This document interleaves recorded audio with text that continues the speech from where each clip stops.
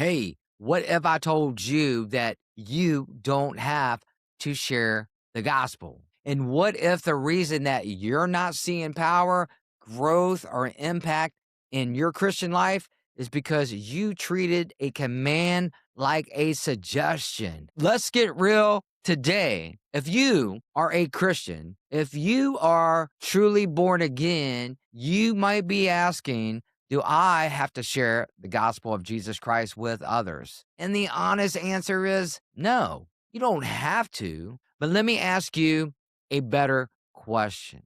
If you were about to jump out of an airplane, do you need a parachute? No, you don't need one. But if you want a good outcome, if you want to land safely, if you want to survive the jump, you'd be crazy not to put one on. Do you know what I'm talking about? And in the same way, you don't have to share the gospel, but if you want to walk in obedience, and if you want to live in the fullness of what Jesus called you to do, if you want your life to actually count for eternity, then sharing the gospel is not optional. It's essential. Jesus didn't save you just to sit on the sidelines. He saved you to go. Mark 16:15 says, go into all the world and preach the gospel to every creature. Man, that was not a suggestion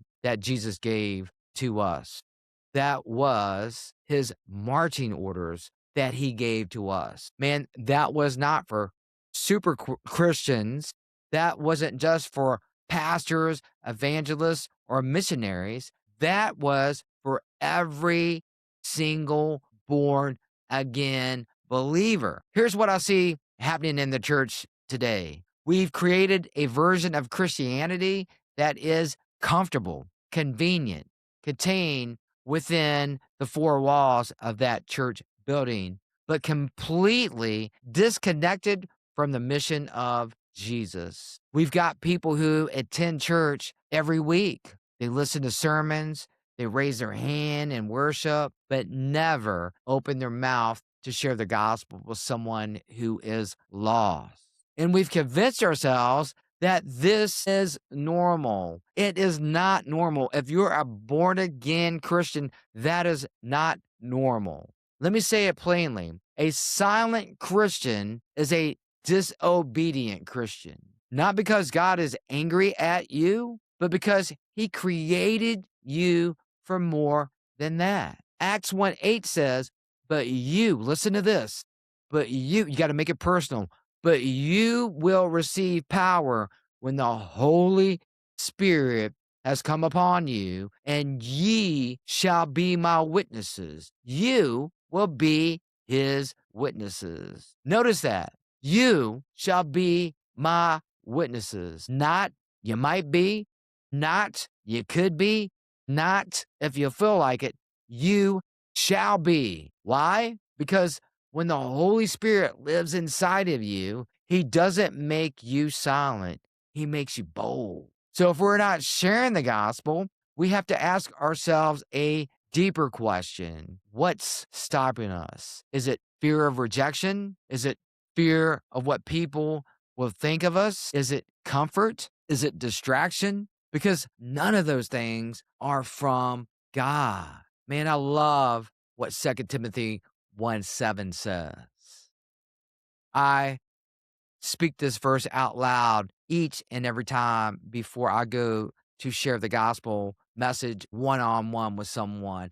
This is what this amazing verse says in 2 Timothy 1:7. It says, for God has not given us a spirit of fear, but of power and love and of a sound mind. Listen, fear will always try to silence you, but the Spirit of God will always push you to speak.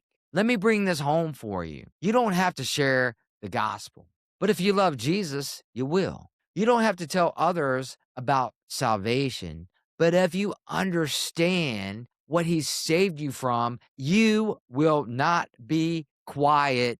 It is impossible You don't have to reach people, but if you truly believe that heaven is real and hell is real, you won't be able to keep this message to yourself. Think about it. If you had the cure to a deadly disease and you walk past people dying every single day, would you stay silent? Of course not. And yet, we have something infinitely greater than a cure. Listen, we have the gospel of Jesus Christ, the power of salvation, the only hope for humanity. You know what Romans 10:14 says? It says, "Then shall they call on him in whom they have not believed, and how shall they believe in him of who they have not heard? And how will they hear without a preacher?" That preacher just isn't me behind a microphone. That preacher just isn't your pastor behind that microphone, behind that speaking table or pulpit at your church on a Sunday morning. That preacher is you. Let me say that one more time. That preacher is you at your job, in your neighborhood, at the gym, at the grocery store, with your family. God has strategically placed you around people who need to hear the gospel from who? From you. So let me challenge you today. Stop overcomplicating evangelism. You don't need a stage. You don't need a microphone. You don't need a perfect script. You just need obedience. One conversation, one purpose, one person at a time, one moment of boldness. Because at the end of your life, God is not going to ask you how comfortable you were. He's not going to ask you how many church services you attended. He's not going to ask you how many sermons you listened to. He's going to look at what you did with the gospel he entrusted you with. Man, here's my call to action to you right here, right now, today. Here is my challenge to you right here, right now. The question is, are you going to accept the challenge?